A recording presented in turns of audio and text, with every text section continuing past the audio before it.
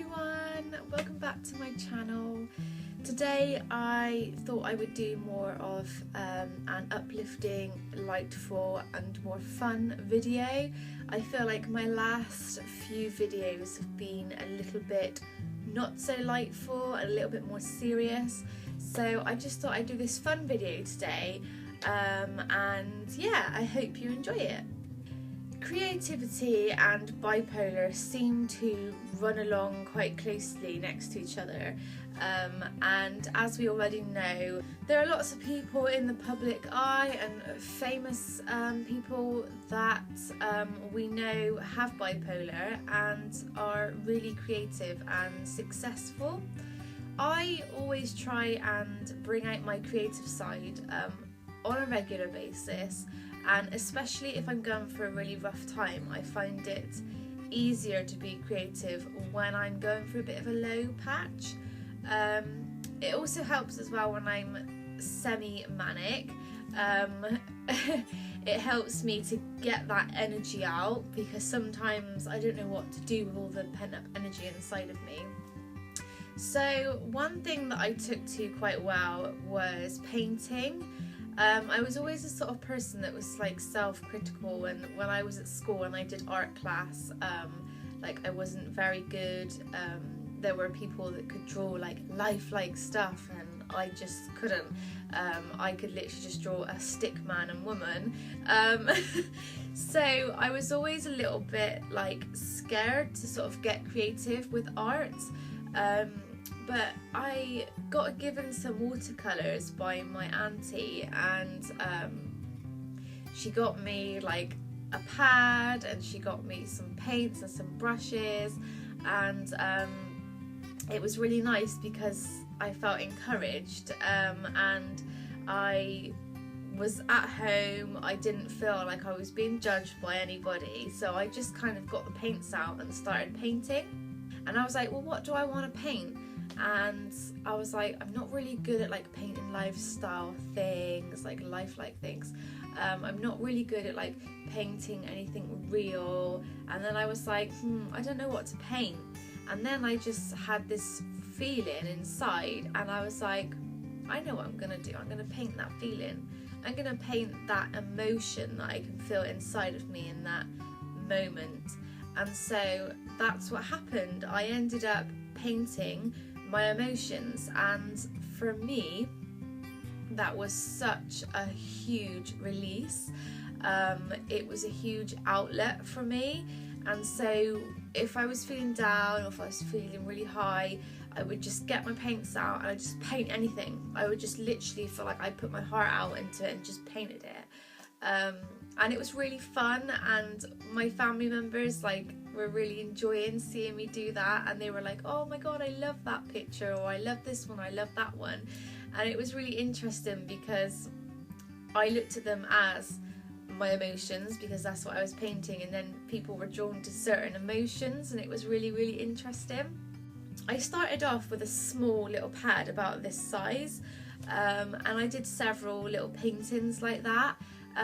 Sadly I can't find them. I think they are tucked away somewhere in like a cupboard, because they were my original ones. They were like my first ones that I did, so I will really try and find them for you and show them in another video. I have a couple of sort of in between sizes that I had mixed in with my bigger pieces, but as soon as I got more comfortable, I then went from small to bigger pieces of paper, and it was really fun. So I'm going to show you a couple of them now. Well, not a couple, there's quite a few. So the first ever one that I did on big piece of paper was this one. And what I love about the fact that when I was doing my emotions is I was drawn to different colours at the time, and I'm a strong believer in that colours have meaning behind them. So yeah, this was the first ever one that I did. Lots of people said that it looked like a cat with like the back legs, sort of head and front legs, and my husband was like, I really want you to like draw an eye and put some cat ears on it, and I was like, oh, I don't want to, because this is what I painted in the moment, and then I didn't want to change it and ruin it. So yeah, that was the first ever one that I did. Then I started to get a little bit creative, where I used a candle, and I was like going over with the candle wax and then sort of painting on top of it, and it sort of left these sort of patterns. So this was the next one that I did. I guess they could be either way up. I think I kind of like that way more. So yeah, this has got a lot of pinks in it, like pinky purples and just like squiggly lines. So that was another one that I did. It's hard to show it and get the actual colour. There you go, you can see the colour more there. Because I feel you can't judge art. Art is just art. It can be anything. But this one I kind of love. At the time, I remember painting this and I wasn't feeling 100%. And I think this was kind of like, I tried to make it like a volcano with like emotions pouring out. But then I kind of, after I looked at it as like something sharp. And then like, I don't know, the background kind of represents like the sun or a sunset. I kind of did that in my own little way, my own little style. Yeah, so this one's got lots of mixed emotions in it. Again, this one was, all I can describe it as is fiery, and you'll see why now. This one I describe as fiery because I can remember painting it when I was quite in a fired up, sort of almost angry mood. Got a lot of orange in it, but we've also got a bit of green as well, and then like some splodges. Then I did a painting when I was manic, and I had to get that energy out, almost that frustration, and that was when I created this one. As you can see, I've used my finger. I was dipping my finger in paints and then putting it on the paper. So yeah, this was a manic piece. This is one of my personal favourites, because to me it's got a face in it. And I painted this when I was very, very happy and content, and I wasn't high, I wasn't depressed, I was sort of almost a bit level. And that's when I made this one here.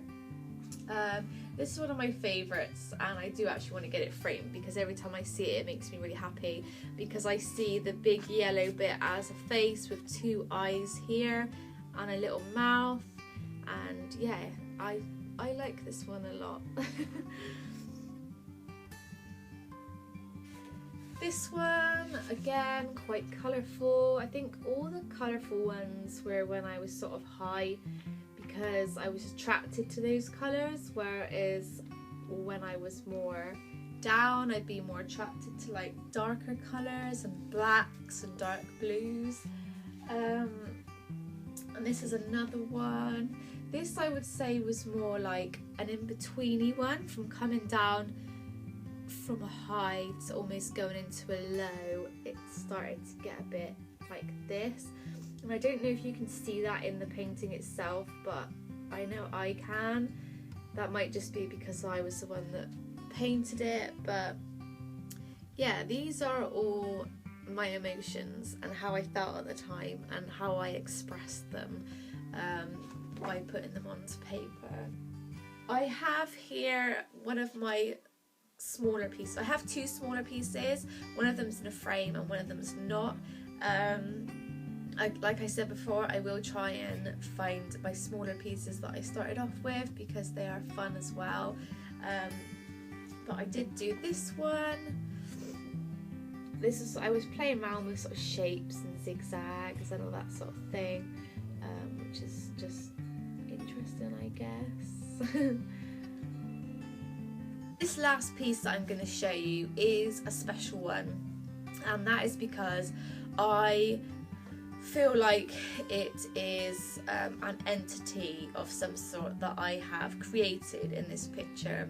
And the picture itself is called Mr. Hi, Mr. Manic. This is Mr. Hi, Mr. Manic, and he is my fun side. I'm not 100% sure his true meaning and how he come about, but he did. I made him, and yeah, I have, there he is. I've put him in a frame because he's quite special. In fact, my brother has a copy of this in his place. Yeah, he's got a little ear, just one ear, eyes, mouth, and I call him, he's like a coconut. He looks a bit like a coconut.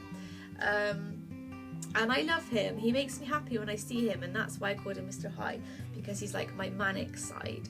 And he looks pretty cool and pretty crazy. He's got a big old smile on his face and it's all smudged.